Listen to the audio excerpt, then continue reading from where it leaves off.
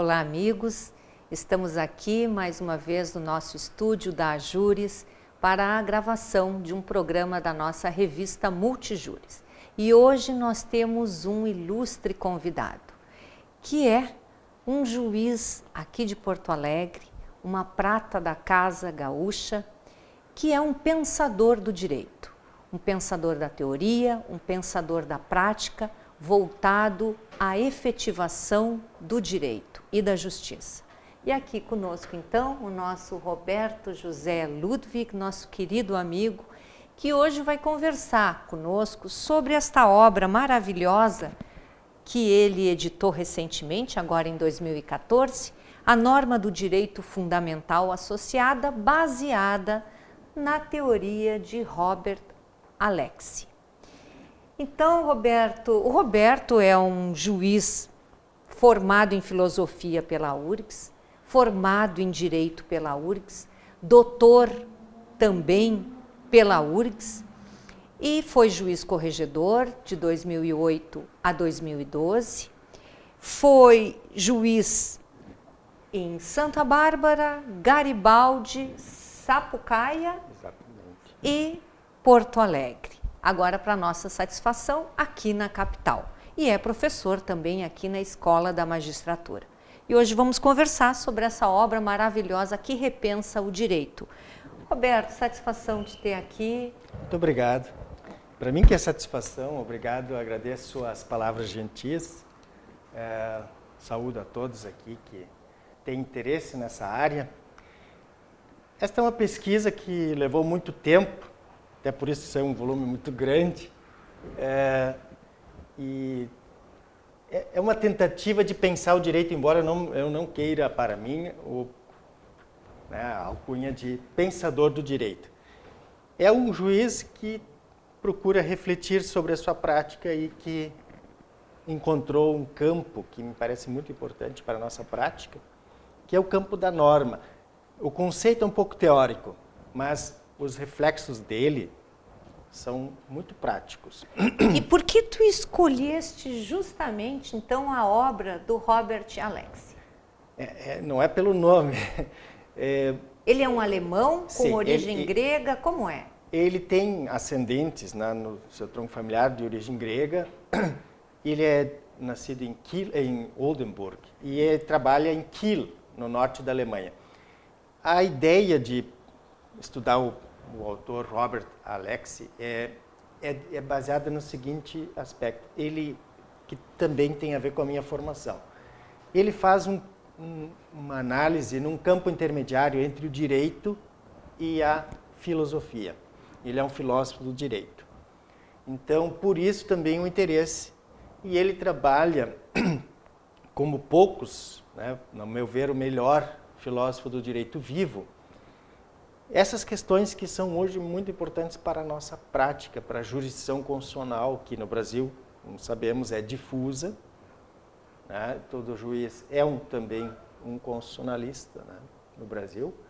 Nós devemos ter muito cuidado na forma como trabalhamos os direitos fundamentais. Cuidado no duplo sentido. Nós temos que ter um cuidado no sentido de zelo, que ele é a nossa preciosidade, é a prata verdadeira, né, do direito, é o direito fundamental, e também para evitar um uso que é inflacionário demais. É um uso que tem gerado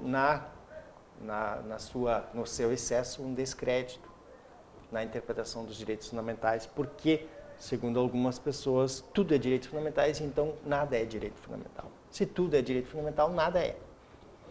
Então, quando se inflaciona demais o conceito, também se prejudica a aplicação. Por isso, essa minha pesquisa, que procura trabalhar questões normativas sobre como se passa de um conceito genérico de direito fundamental como a dignidade ou a liberdade de ensino, a liberdade de pesquisa, que são conceitos que estão na Constituição, e se chega a uma decisão concreta que vai dizer o Estado deve propiciar isso ou deve se resguardar disso. Então, é esse caminho entre disposições constitucionais genéricas que tem um sentido bastante prenhe de moralidade, de ideologia, de valores. E, no entanto, as decisões judiciais têm que ser concretas e devem determinar deveres concretos, ou proibições, ou liberdades. Ser clara para o jurisdicionado.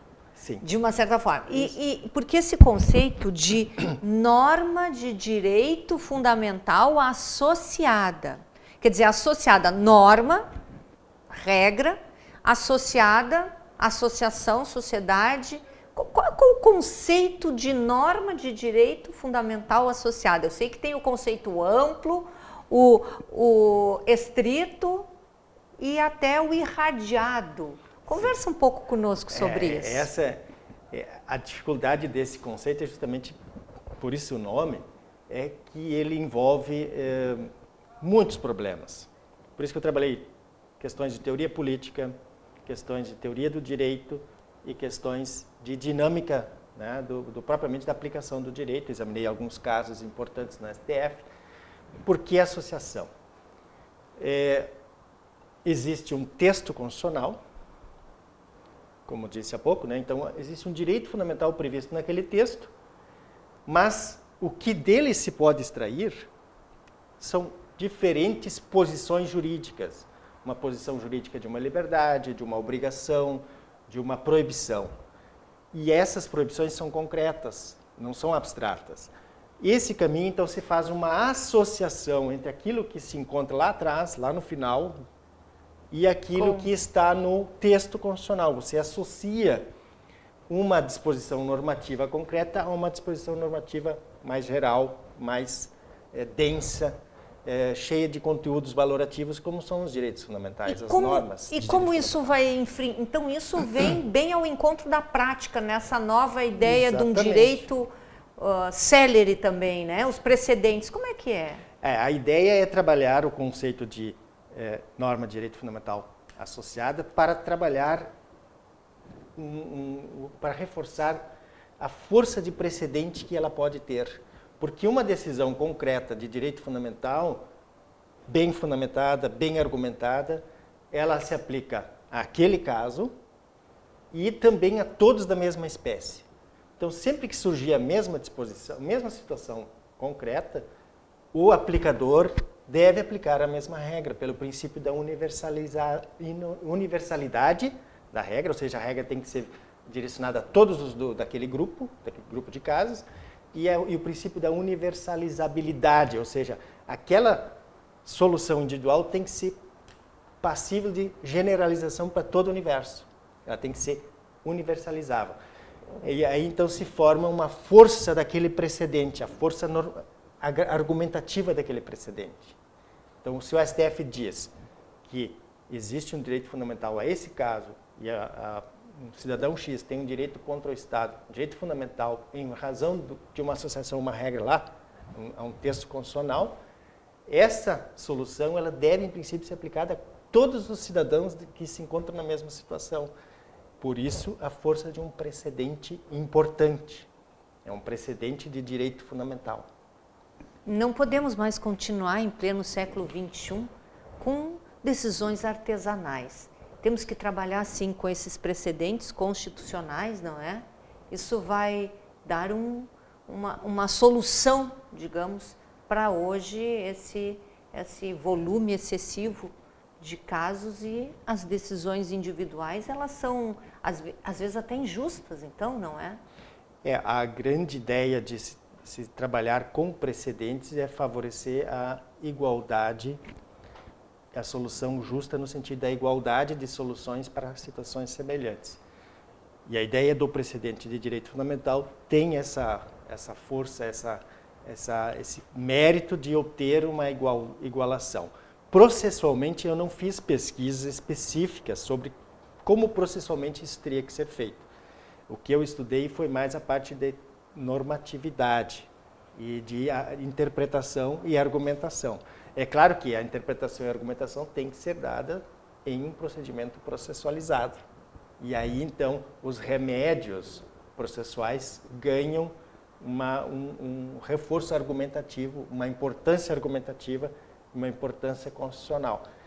Então, isso pode ser utilizado, sim, para trabalharmos com uma justiça célere, porque o precedente consegue evitar a fragmentação que existe hoje nas demandas individuais. Então, eu espero que contribua para quem quer trabalhar com essa questão das decisões coletivas, das decisões com um espectro maior. As ações de massa? As ações de massa também. Também, não é? Bem, eu acabo de receber a minha obra, ganhei de presente e certamente vai colaborar bastante comigo, Roberto. Muito obrigada. E fica aqui a nossa dica, então, de leitura para um direito mais efetivo, uma justiça mais justa e social e igualitária. Norma do Direito Fundamental Associada, Direito, Moral, Política e Razão, de Robert Alexi, com Roberto José Ludwig. Obrigado. Obrigada eu.